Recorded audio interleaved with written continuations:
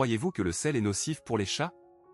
Avant d'aborder cette question, n'oubliez pas qu'il existe de nombreux forums et groupes dédiés à l'alimentation féline en France, notamment sur les réseaux sociaux comme Facebook et les forums spécialisés.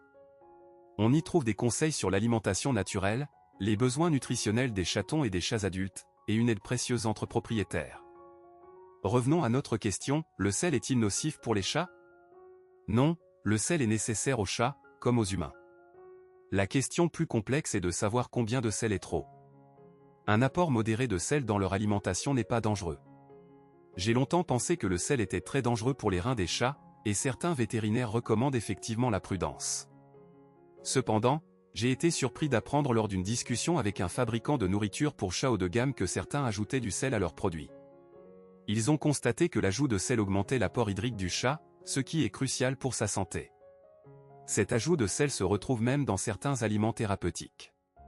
Concernant l'impact sur les reins, les études récentes, notamment celles du National Research Council des États-Unis, ont montré qu'il n'y a quasiment pas de corrélation entre la consommation de sel et le développement de maladies rénales chez les chats et les chiens.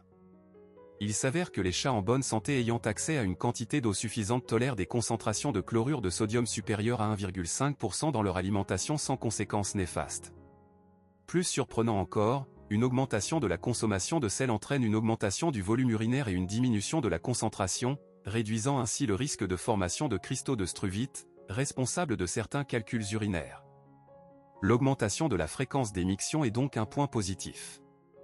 Ainsi, le risque de calculs urinaires diminue. Il ne faut évidemment pas sursaler la nourriture de son chat intentionnellement. Cependant, une petite ingestion accidentelle de nourriture salée n'est pas une catastrophe. Il est important de garder à l'esprit qu'il existe une limite à ne pas dépasser pour éviter des problèmes rénaux. Un pourcentage précis est difficile à définir, mais il est évident qu'une consommation excessive de sel est à proscrire. N'hésitez pas à consulter un vétérinaire ou un nutritionniste animalier pour un conseil personnalisé sur l'alimentation de votre chat. Il existe en France de nombreux ouvrages et sites web spécialisés pour approfondir ce sujet.